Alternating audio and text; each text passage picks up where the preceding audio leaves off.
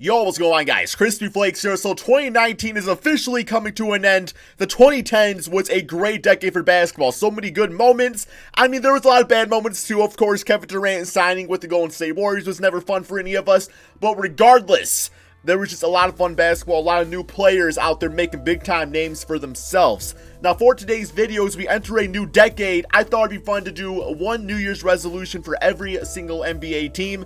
Let me know in the comment section below, guys. What is your New Year's resolution? What's your goal? What's something you want to accomplish in 2020? I know for me personally, YouTube-wise, I'd like to continue growing the main channel here. If I get 250k subscribers by the end of the year, that'd be absolutely amazing. And on top of that, my second channel, Extra Crispy, the goal there is to get to 100k subscribers. So those are my personal, business goals, I should say. Now, my Crispy Flakes or Craig goals, by the way, my name's Craig if you didn't know that, nice to meet you.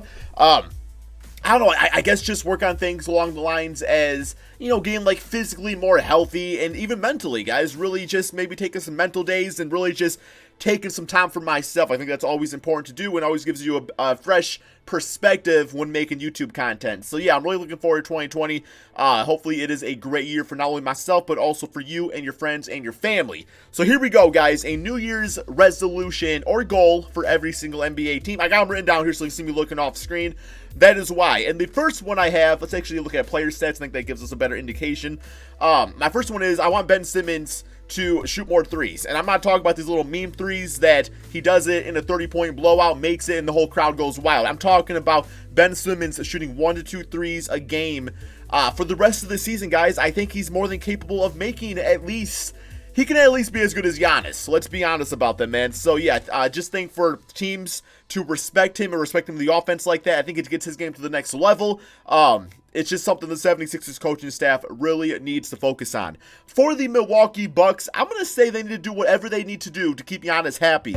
If that means trading a player he wants traded away, if that means bringing a player in, if that means, sign all of his brothers to contracts on the team, you do that. Because while Giannis does give me this sense of loyalty, and I could totally see him being a lifer on the Milwaukee Bucks, crazy things happen in the NBA all the time, guys. You definitely don't want to get to the point where Giannis feels like the team's no longer being competitive, and therefore he wants to take his talents elsewhere, just because Giannis is a true competitor, right? So I think he probably puts winning above everything else.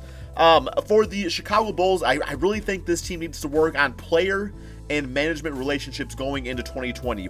We all know the players don't really like Jim Boylan at all. The front office in general probably could use a little bit of some restructuring over there. I know Bulls fans would really appreciate that. You look at this team, it's got a lot of good young talent. Not to mention that, but also it's Chicago. A lot of big name free agents should want to play in Chicago. So by really restructuring, that's going to show players, hey, like we are more about the players, not so much about the front office. For the Cleveland Cavaliers, I think they really need to, this one's kind of obvious, they need to trade Kevin Love, and they need to go all in on the rebuild. Now, they pretty much are already in rebuild, and that's not because, like, they're not going all in on it, but just because the players on this team are either extremely young or they're just not very good. By trading away Kevin Love, you can get some sort of asset. It doesn't matter what it is to really help ensure this future. Place is on a 4-year deal. Within the next 4 years, I guarantee there's going to be a free agent out there the Cavaliers are going to want to try to pair with Colin Sexton and Darius Garland. So having that money available right away would be a great thing for them. For the Boston Celtics, now this one, because I think the Celtics team is actually doing a phenomenal job, really buying in on Jason Tatum and Jaylen Brown and really just going with their young guys, but also bringing us some nice veteran guys. To me, I think they need to continue to develop Taco Fall. I'm not saying this like in a meme way. I'm saying this in the fact of the matter that I think Taco Fall actually has some really good potential here in the NBA. Being 7'5", having that height to his advantage is really a blessing for any player in the league. I mean, you look at guys like Boban that are extremely tall compared to everybody else. He still has success. So they say that Taco Fall can't do it. I think it's totally asinine. And, people might say, well, he's a little slow, so defensively, that's going to leave a lot to be desired.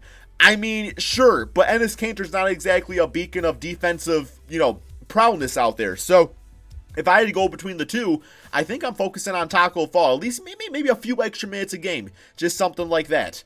For the LA Clippers, I think really their New Year's resolution has to be winning a championship.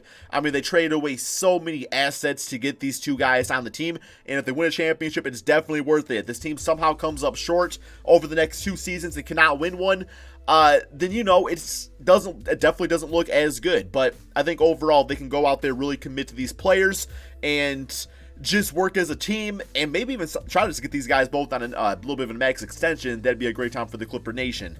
For the Grizzlies, I think they just have to continue trusting John Morant with more responsibilities. The point guard spot definitely is the leader of the team in most cases, and John Morant looking like the rookie of the year to me. I mean, the fact that he's only 20, he's only in his first season here, and he's already doing some of these things. Like, continue piling up those basketball on-court and off-court responsibilities and see how much this kid can take, because I got a feeling he's going to be a great point guard for a long time. So, let's start that sooner rather than later.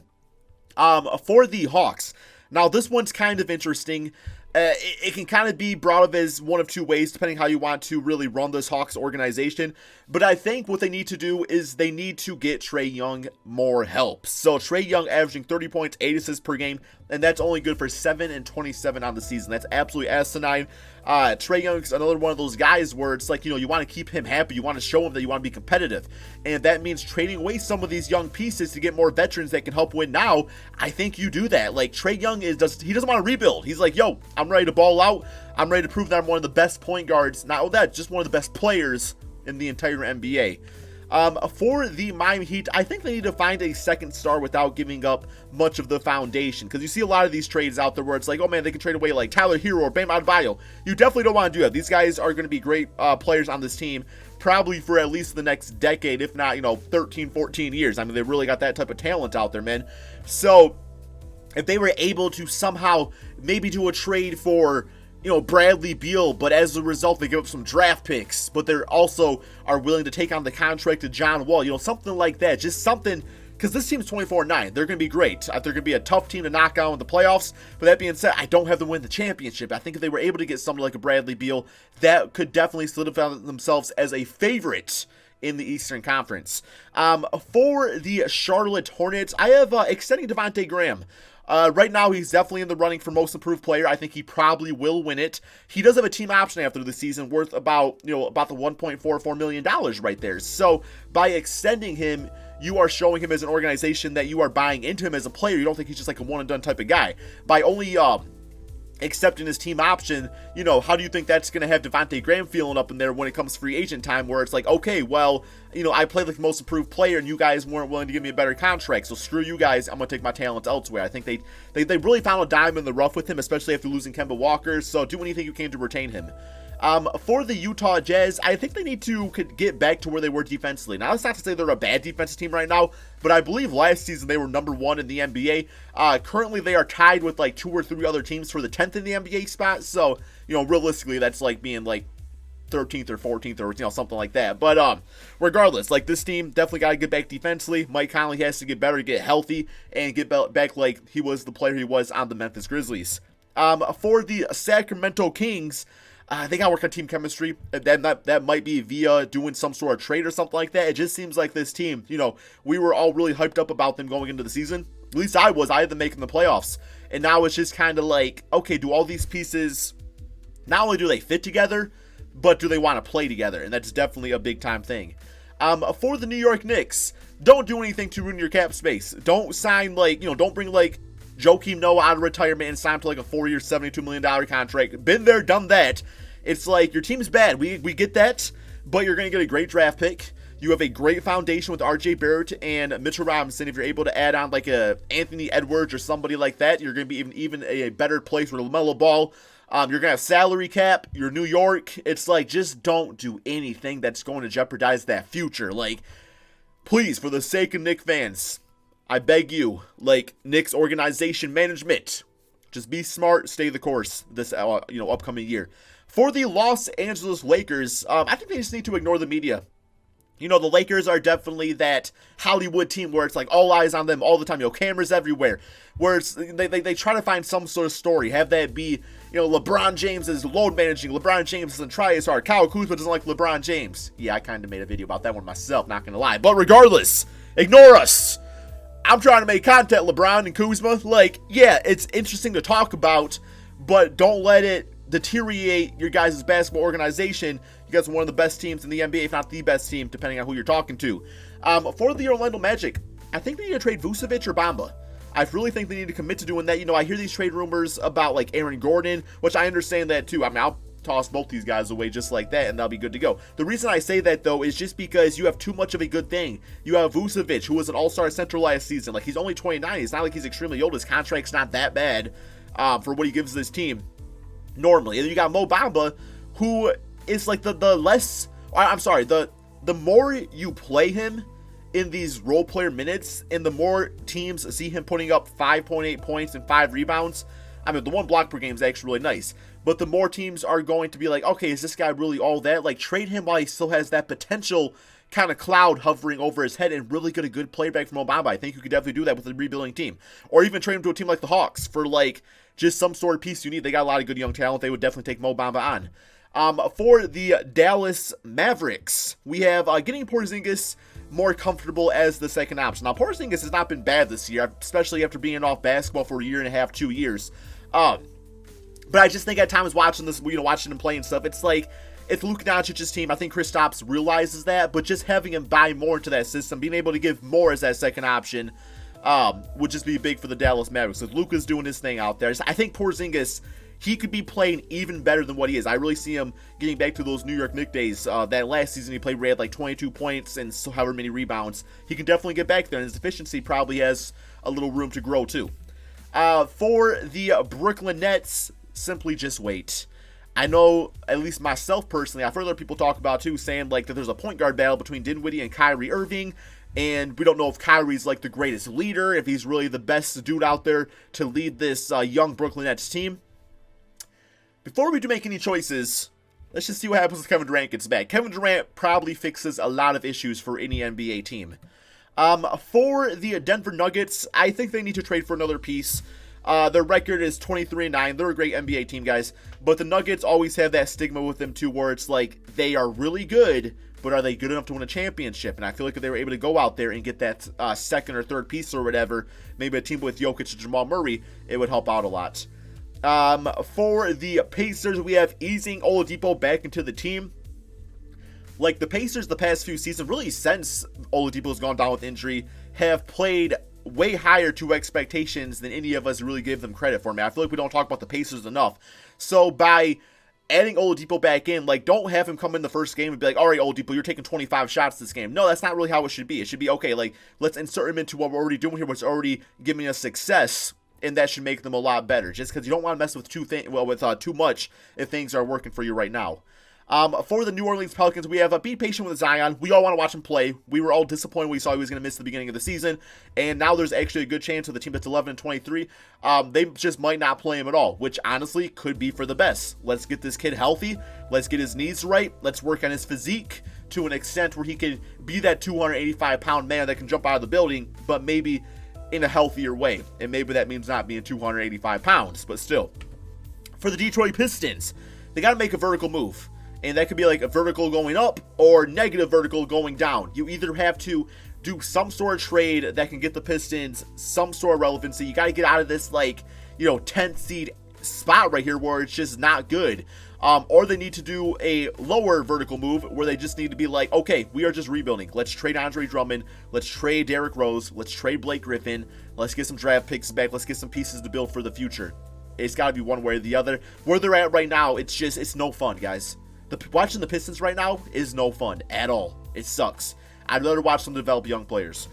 For the Toronto Raptors, we have them getting healthy. So it just seems like this team has been struggling with health all year. But the fact of the matter is despite that, they're still 22-11. So if everybody can be healthy at the same time, who knows what this team can do come playoff time, man. Once again, a team that came off a championship. Yes, Kawhi Leonard's not there, but Siakam's looking like one of the best power forwards in the NBA. Kyle Lowry's having a great year. The role players are all playing really nice out there. So who knows, man. They might be able to really do some damage and even get to the Eastern Conference Finals.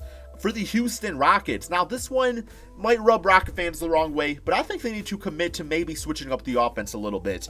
I mean, yeah, this give James Harden the ball and everybody else watch out is kind of, It works statistic-wise. I don't know if Hero Ball works championship-wise. I think that's been the issue with this team last season, is maybe just buying more into the role players, buying more into Russell Westbrook. I mean, Russell was having a really good season. Don't get me wrong there, man. I just think that this team, maybe played James Harden a little bit more off ball. Like, give the ball to Russell Westbrook, let him do his thing. James Harden get open and, use your body to your advantage. It might be able to help the Houston Rockets. It might actually make them less predictable. For the San Antonio Spurs, I think they really need to embrace the young pieces. And I know I've been saying this for a while now. I'm hoping that other NBA fans are kind of coming around to say that DeMar DeRozan, LaMarcus Aldridge, they are good NBA players, but they would be a lot better if they were on a different team. This team, it's just not really working out, in the win column, and they have a lot of really good young pieces on this team. I think for both these guys, you want to trade them sooner rather than later, right? Because you're going to be able to get some sort of assets back for them, even if you get like a lottery-protected draft pick. The Spurs are so good at drafting players that they could take that and they could turn it into gold instantly. For the Phoenix Suns, we have just continued being competitive. They started the season off really hot. I think we all kind of really over-exaggerate what they were going to be this season, just getting excited about seeing the Phoenix Suns good at basketball yet again. But regardless, just continue being competitive, working on DeAndre Ayton, getting him back in the lineup, and I don't know, man, just continue building on the foundation. You'll be good to go. It's just, the team's so young. It's like Devin Booker's only 23. It feels like this guy's been in the NBA for at least 10 years. For the OKC Thunder, set yourself up for future success. Now, I know a lot of OKC Thunder fans are excited because this team definitely can make the playoffs, but it's like, even if they get that, man, you don't want to be like the Detroit Pistons where, yeah, you get the 8th spot, but that's about as good as you're going to get. It's like you have a lot of assets out there. Dennis Schroeder, Gallinari, Chris Paul, Steven Adams. You have all those draft picks. It's like you can really go out there and set yourself up. You have your building piece in Shai Gilgeous-Alexander. It's like you have everything you need to really jumpstart a rebuild and be competitive. And who knows, man, what those draft picks become. For the Timberwolves, keeping Karl Anthony Towns happy. Bring this guy literally into the front office and be like, hey, what do you want us to do? What would make you happy? Training for D'Lo, maybe training for Devin Booker, getting Bradley Beal, somebody. Do you want us to maybe get rid of Jeff Teague? Is he a bitch ass man? We don't really know. What do you want us to do? What do we have to do? Because we have you locked up for 5 years, so we don't have to trade you. But we want you to be happy, and we want you to feel like you're a big part of this organization because you are a top center of the NBA. For the Portland Trail Blazers, this is kind of beating a dead horse with this one, man. Get a 3rd star. I mean, Lillard, CJ, great backcourt, one of the best in the NBA. They need a 3rd guy, though, to really compete. They're 14-20. I know they've had injury issues themselves, but just do it. Just do it at this point, man. For the Golden State Warriors, their goal is to become a super team again. And that means Steph Curry gets healthy, Klay Thompson gets healthy, and then, this actually wouldn't really happen next year. Well, one of the two things could happen. They could put a trade package together for Karl Anthony Towns. I'm just saying, it's possible, guys. We've seen crazier things happen, especially with the Golden State Warriors. Maybe they convince Giannis to sign. I don't really know, man. They have the pieces, though, to really bring in a 3rd superstar to team up with Steph Curry and Klay Thompson. And then finally, we have the Washington Wizards. They need to unload John Wall. John Wall's, going to be back healthy after this season. We don't really know what he's going to be like, but regardless, he probably doesn't fit into the future plans of the Wizards. So maybe showcase him at the beginning of the season and then try to trade him and unload that big, huge contract, by next year's trade deadline. Don't really know, man. But regardless, that is all I got for the New Year's resolutions and goals for these players, for these teams. Like I said, guys, let me know in the comment section below. And you guys help me reach my New Year's resolutions by subscribing to this channel, subscribing to Extra Crispy, dropping that like, man. Thank you all so much for watching, and peace out.